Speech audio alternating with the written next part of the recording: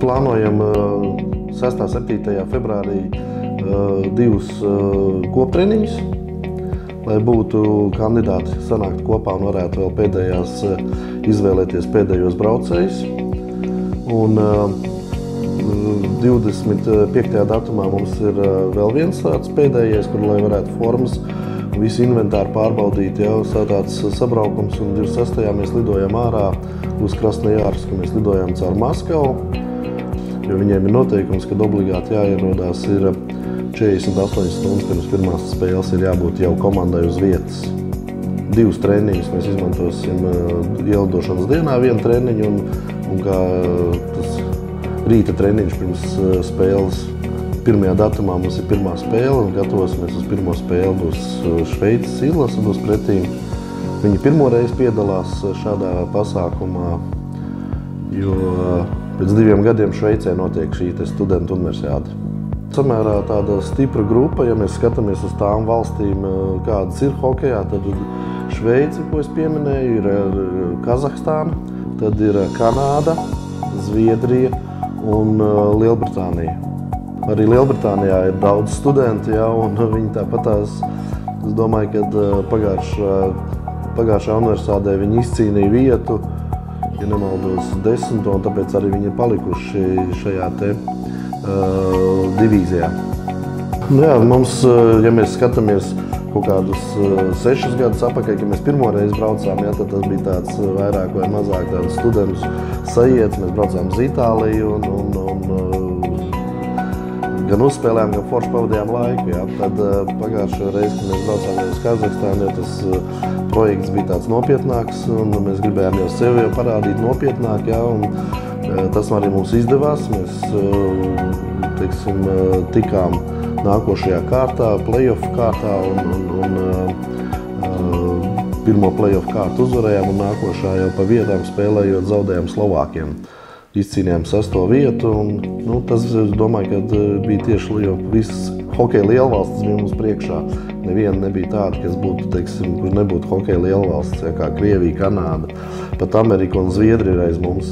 Tas ir tāds vispasaules studentu sajiets, visi sporta veidi ir ļoti labi vienmēr noorganizēts augstā līmenī, un viss precīzi pēc laikiem ir visām šīm, kā jebkuram pasaules olimpiskām spēlēm, visām šīm prasībām, visām akreditācijām, ar dzīvošanu, ar ēšanu, un ar autobusiem, ar policijas vai policijas ekskortu, un tas viss notiek.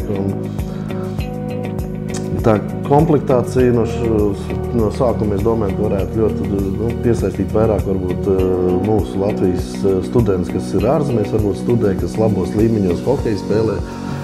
Bet šis laiks ir gan mācību laiks, gan arī viņu vēl komandās play-off, līdz ar to mēs meklējām citus veidus, un tagad mēs esam koncentrējušies pilnībā uz latviešu spēlētājiem. Droši vien būs gan no Liepājas, gan no Prizmas, būs no virslīgas klubiem.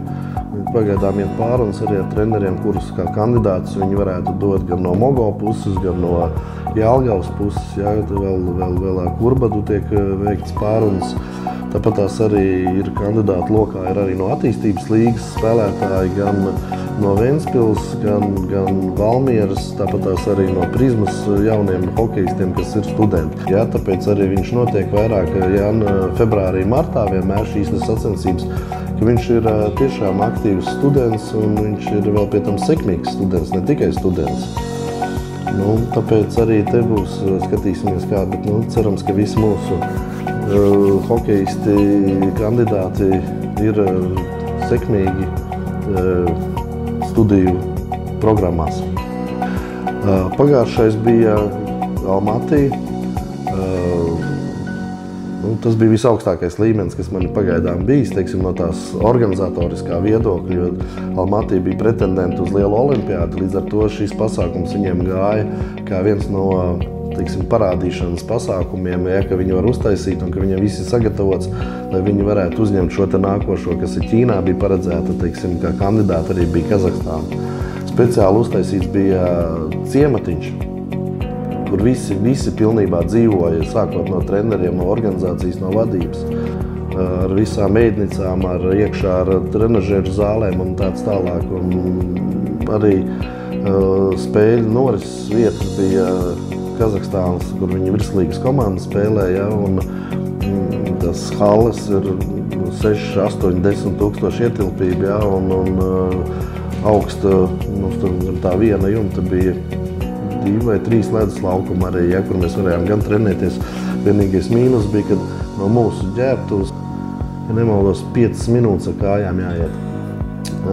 Tas tāds mīnus viņš bija, bet tas ir jāsadzīvo ar šo te.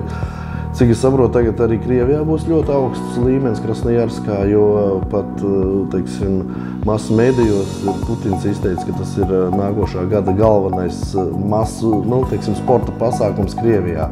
Viņš ir akcentējis to, ka šis būs tas numur 1 pasākums, kad viņiem ir jānorganizē ļoti labā līmenī.